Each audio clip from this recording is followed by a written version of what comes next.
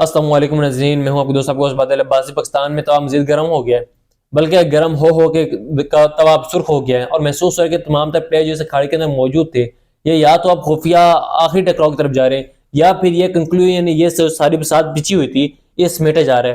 یہاں سے آگے اب نہیں بڑھا جا سکتا، یہ ہے کہ اختتام میں یہ ایک پیک پوائنٹ ہے کہ جہاں سے اب چیزیں آپ کو ڈی فریز اور نیچے آتی ہوئی آپ کو قاعدے سے نظر آئیں گی۔ فوج نے اپنا فیصلہ سنا دیا ہے۔ فوج 9 مئی کے حوالے سے کلیئر کٹ اپنا ایک کنکلوژن لے کے اپنے آپ کے سامنے آ گئی ہے۔ عمران خان صاحب نے ڈیرہ جیل میں اپنا آخری فیصلہ سنا دیا ہے، اور پاکستانیوں نے اپنا آخری فیصلہ کر دیا ہے۔ بین الاقوامی دنیا انٹرنیشنل ورلڈ نے اپنا فیصلہ آخری کر دیا ہے۔ سب سے پہلے فوج 9 مئی کے حوالے سے انہوں نے تمام طور لوگ 105 لوگ تھے، 105 کے 5 لوگوں کی کنونشن ہو گئی ہے، اور بیرسٹر بزرگزار سبحان ریاضی صاحب یہ کہہ رہے ہیں کہ جناب یہ 100 بندے جو پکڑے ہیں 100 کے 100 کو سزائیں، ایک بندہ بھی یعنی معصوم یا ایک بندے کی بھی کوئی ایسا نہیں نکلا کہ خدا نہ خواستہ اس کی بینیفٹ آف ڈاؤٹ کچھ بھی نہیں، 100% کنویکشن ریٹ ہے۔ اب ادھر سلمان نیازی صاحب یہ کہہ رہے ہیں کہ جناب اسرائیل کے اندر جب اسرائیل نے انٹرویوز بنائے تھے تو وہاں پہ ہوا تھا۔ بہرحال فوج نے سزائیں سنا دی ہیں، D G S P R صاحب نے لسٹ جاری کر دی ہے۔ عمران خان صاحب کے بھانجے احسان نیازی صاحب کو بھی 10 سال کی سزائیں ہوئی ہیں، جو میکسیمم سزا فوجی عدالتوں کی طرف سے ہوئی ہے وہ 10 سال ہوئی ہے۔ دوسری طرف ایک اسٹیٹ کیا ہے، ان سزاؤں کے بعد ایک اسٹیٹ کیا ہے کہ دنیا فوجی عدالتوں کی سزاؤں کو مانے گی، دنیا انہیں نہیں مانتی۔ پاکستان کی عدالتوں نے ان سزاؤں کے حوالے سے ان عدالتوں کے حوالے سے ابھی تک فیصلہ کرنا ہے، یعنی 9 مئی سے جو سارا خلاصہ کنکلوژن کے ساتھ نکلا ہے وہ سزائیں ہوئی ہیں، وہ تو ہو تو گئی ہیں، لیکن آگے کیا ہوگا کسی کو پتہ نہیں۔ اب جو لکھے وہ فیصلے ریٹن پہ فیصلے آئیں گے کیا آئیں گے وہ کسی کو پتہ نہیں ہے، تو لہٰذا حکومت اب کیا کرے گی، کیا بیچے گی، کیا گفتگو اور بات چیت کرے گی، یہ بھی ایک کوشچن مارک ہے، یہ بھی کسی کو بھی پتہ نہیں ہے۔ جو 9 مئی اتنا امبیرس کیا جا رہا تھا، بالآخر جو اس میں سے نکل کر فائنل جو کنکلوژن سامنے آئی ہے، کنفیوژن مزید کنفیوژن ہے، اور لیٹس سی کیس کس طرف جاتا ہے۔ فوجی عدالتوں سے جو سویلینز کے حوالے سے خلاف فیصلے ہیں ان کے اوپر ہمارا ایکسٹیٹ کیا ہے یہ بات ذہن میں رکھیے۔ G S P plus status Europe کے ساتھ جو پہلے کہہ چکے یورپی یونین کے 21 کنونشنز، 21 بین الاقوامی معاہدے آپ ہمارے ساتھ کر چکے ہیں۔ یورپی یونین یہ کہہ چکے کہ جناب آپ نے جو ہمارے ساتھ جی ایس پی پلس سٹیٹس ہے 10-12 بلین ڈالر کی جو ٹریڈ ہے یہ آپ کے سامنے ایٹ رسک آ گئی ہے۔ یہ پاکستان کو نظام کو دیکھنا پڑے گا کہ کیا یہ 10-12 ارب روپے ڈالرز کی ٹریڈ جو یورپی یونین کے ساتھ جو سب سے بڑا ہمارا ایک اتحادی ہے ٹریڈ کے حوالے سے، یہ ایٹ سٹیک آ گئی کہ یورپی یونین اس کے بارے میں اب مزید کیا فیصلہ کرتی ہے۔ ایک تو صدیق جان صاحب جو فرماتے ہیں کہ شاید اسی کے ساتھ چلیں کہ جناب ہم نے پاکستان میں رہنا ہے، باقی جنہوں نے نہیں رہنا انہیں کیا لگے ٹریڈ کے ساتھ کیا لگے، بس ٹھیک ہے جی بات چکی رکھو چلتا رہے گا، لیکن ایسے معاملات نہیں چلیں گے۔ دوسری طرف اگر آپ دیکھیں ایک تو یہ آ گیا، ایک طرف ریمیٹنسز آ گئے، یعنی جو اوورسیز پاکستانی بھیجتے ہیں وہ اب ایکسٹریک آ گئے۔ تیسری طرف جو آئی ایم ایف ڈیل ہے، امریکہ نے اس سے پہلے کہا تھا کہ آپ کو کہ جن عدالتوں کے ذریعے آپ سزائیں دے رہے ہیں یہ جناب ٹھیک سزائیں نہیں ہیں، یہ عدالتیں نہیں ہیں، فوج ٹرائل نہیں کر سکتی سویلینس کا، کسی طور پہ بھی نہیں کر سکتے، لہٰذا آئی ایم ایف کی ڈیل بھی اسٹیک آ گئی ہے۔ ہیومن رائٹس کا جو پاکستان کا انڈیکس ہے وہ بالکل ملیہ میٹ ہو گیا، تباہی نکل گئی ہے، لہٰذا لیٹس سی کہ اس کے اوپر جو بین الاقوامی فال آؤٹ ہے، انٹرنیشنل فال آؤٹ ہے، وہ کیا آتا ہے۔ ایک طرف چلے آپ تالر سے کوئی تعلیم بھجوانا تو بے شک بھجوائے، لیکن دنیا اس کے اوپر کیا رد عمل دیتی ہے وہ اہم ترین ہوگا، وہ امپورٹنٹ ہوگا۔ بہرحال فوج کی طرف سے صحیح آ چکی ہیں۔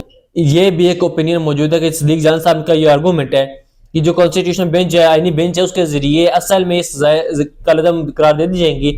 لیٹس یہ بھی ہو سکتا ہے، لیکن جو انٹرنیشنل پریشر ہے، دباؤ ہے، لیکن اس میں سزائیں اب نہیں ٹک سکتی میرے خیال میں، لیکن اس کی جو مورل اتھارٹی ہے وہ قائل نہیں کی جا سکتی۔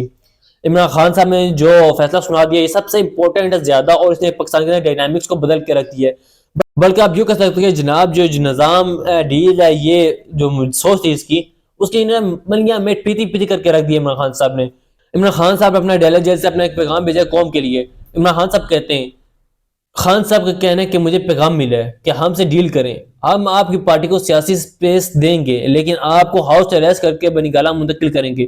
لیکن عمران خان صاحب کے بارے میں جو نظام نے نیگوشیٹ کر کے مذاکرات کر کے جو دینا تھا نا فائنلی، وہ پورا کا کنکلوڈ کر کے دینا تھا کہ آپ بنی گالہ بھیج دیں گے، آپ گھر میں جائیں تصویر رولیں کتوں کے ساتھ، انہیں کھانا شانا ڈالیں جناب، ان واک شاک کریں، انجوائے کریں، have a good time, film شم دیکھیں، have a good time Khan صاحب۔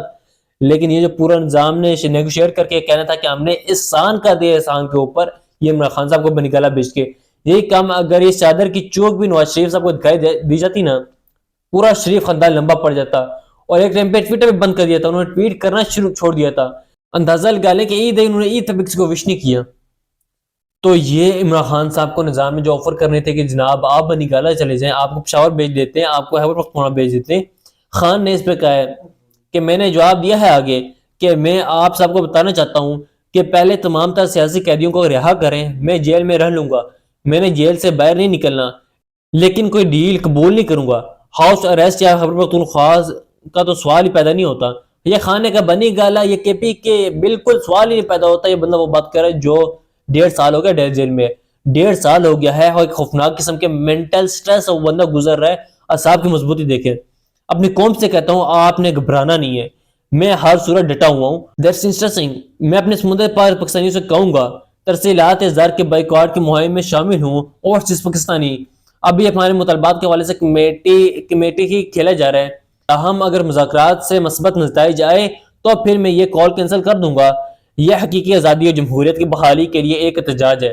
دوسری طرف عمران خان صاحب نے اپنی ڈیڈ لائن دے دی، ایک تلوار اوپر لٹکا دی ہے، 31 جنوری تک جو مذاکرات ہے اس میں کوئی کٹی کٹا نکالے، اگر اس میں سے کوئی کٹا کٹی نہیں نکلتا تو ہم جناب فل آف سول نافرمانی، سول ڈس اوبیڈینس کے وقت چلے جائیں گے۔ اب یہ اور صرف پاکستانیوں نے بھی دیکھنا ہے، اگر عمران خان صاحب یہ حرکت کر رہے ہیں تو 1 مہینے بعد امپیکٹ کا پتہ چل جائے گا، 1 مہینے بعد کتنے پیسے پاکستان میں آئے اس کا بھی حساب لگا لیں، تو لہٰذا بہت ساری چیزیں اس مہینے میں ویسے بھی واضح ہو جائیں گی۔ اگر قانون کی حکمرانی ہوتی تو ملک میں سرمایہ کاری آتی اور معیشت سنبھل جاتی ہے، مگر اس پہ کوئی توجہ نہیں دی گئی۔ سرمایہ دار اپنا سرمایہ نکال رہے ہو کر رہانے بند ہو رہے ہیں۔ اب یہ سٹیٹمنٹ ملٹری کورٹ نے 9 مئی سے متعلق اپنی مرضی کے ٹرائل کیا، اوپن کورٹ میں ٹرائل چلائے جاتے تو 9 مئی کی ویڈیو فوٹیجز دینی پڑتی۔ 18 مارچ 2023 کو میرے اوپر جوڈیشل کمپلیکس اسلام آباد میں حملے کی ویڈیو کا ریکارڈ بدنستہ طور پہ غائب کیا گیا ہے۔ شفاف ٹرائل شہریوں کا بنیادی حق ہے، فوجی عدالتوں میں مقدمات چلانے سے شہریوں کے بنیادی حقوق سلب ہوئے، بین الاقوامی سطح پر پاکستان کی شدید سکی ہوئی ہے۔ یہ ایک سٹیٹسمین بات کر رہا ہے، آپ کو نہیں کرنا چاہیے تھے یہ، آپ سویلینس کورٹ میں لے کے جاتے ہیں، وہاں پہ جا کے آپ معاملات کو طے کرتے ہیں، معاملات کو سیٹل کرتے ہیں۔ آپ جتنے لوگوں کی سنائی نہیں ہے ان کے ریٹرن آرڈر نہیں آیا، یعنی کسی نے نہیں پڑھا کہ کیا ایویڈینس تھا، کیا چارج فریم کیا گیا ہے، کیا ثبوت تھا، کیا بندے نے کیا کہا، جج صاحب نے کیا کہا، وکیل نے کیا کہا، اس بارے میں ابھی تک کوئی ایویڈینس ایک لائن بھی یعنی کسی کے سامنے موجود نہیں ہے، بس صرف سزائیں، ویڈیوز دیں، تصویریں اور بیک گراؤنڈ میوزک۔ خفیہ اداروں کا اصل کام سرحدوں کا تحفظ اور دہشت گردی سے بچاؤ ہے۔ اگر وہ پولیٹیکل انجینئرنگ یا طریقے انصاف کو ڈھونڈنے میں لگ دے رہے تو سرحدوں کا تحفظ کون کرے گا؟ اپنی پالیسی کا دوبارہ جائزہ لیں، یہ بھی اہم ترین بات ہے۔ اب یہ سب سے امپورٹنٹ بات ہے کہ افغانستان پر 2 مرتبہ بمباری کی گئی، یعنی افغانستان کے اندر پاکستان نے ایئر فورس اپنا مسل دکھایا، مہاجرین کو زبردستی واپس دیں۔ عمران خان نے اس کے اوپر کہا کہ ڈپلومیسی یہ کہتی ہے کہ آپ ایکٹیو ایک سائے کی طرف نہیں جاتے بلکہ آپ انگیج کرتے ہیں، بلکہ 2-3 چیزیں ہمیں دیکھنی ہوں گی۔ عمران خان صاحب کا اپینین بھی ٹھیک ہے، لیکن آپ کب تک لڑیں گے؟ کب تک آپ ان کے ساتھ صرف انگیجمنٹ کے ذریعے معاملات چلائیں کہ بعض اوقات آپ کو آنکھیں دکھانی پڑتی ہیں، آنکھیں دکھائی ہیں اور یہ ضروری یہ تھا، لیکن دوسری طرف کیا ڈپلومیٹک راستے بند ہو گئے تھے؟ یہ بھی موجود ہے کہ پاکستان کے جو عام ترین ڈپلومیٹ ہیں وہ اس وقت نیگوشیٹ کر رہے ہیں، یہ نیگوشیٹ کر رہے تھے تو لیٹ سے اس کا بھی ویٹ کیا جا سکتا ہے، لیکن عمران خان صاحب کا یہ کہنا ہے کہ یہ نہیں ہونا چاہیے تھا، تو اس طریقے سے چیزیں نہیں چلنی چاہیے تھیں۔ انٹرنیشنلی جو ساری چیزیں ہو رہی ہیں، یہ رچرڈ گرنیل یعنی بین الاقوامی طور پہ جو اہم ترین خبر ہے، اس وجہ سے سمجھنا ضروری ہے۔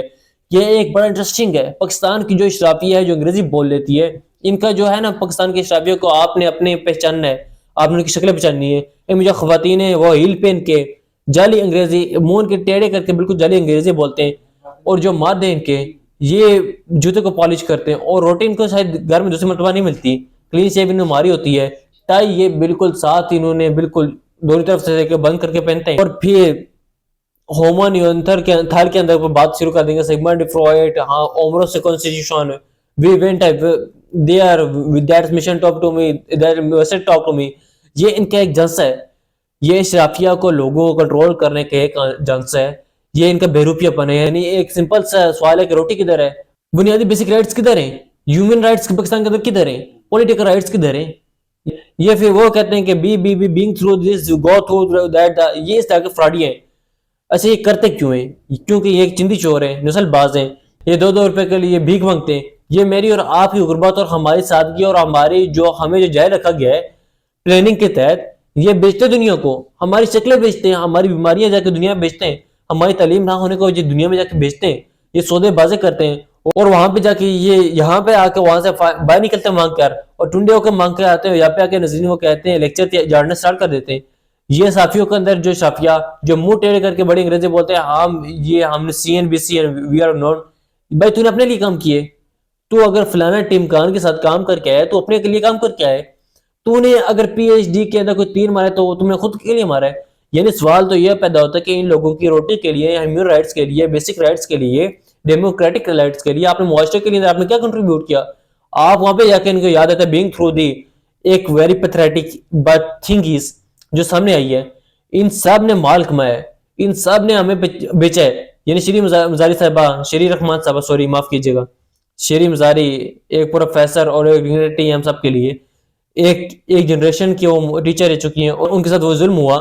شری رحمان صاحبہ کو ان کو الگ سے کٹا کھل رہا ہے، یہ مال دیتی رہتی ہے، فلاں کا الگ سے کھلتا رہا ہے، الیکشن کمیشن کا اب الگ سے کھل رہا ہے. یعنی ایک تو ملک قرضہ لیتا ہے، ایک تو انڈیویجولی لا کے دنیا بھر سے مانگتے ہیں.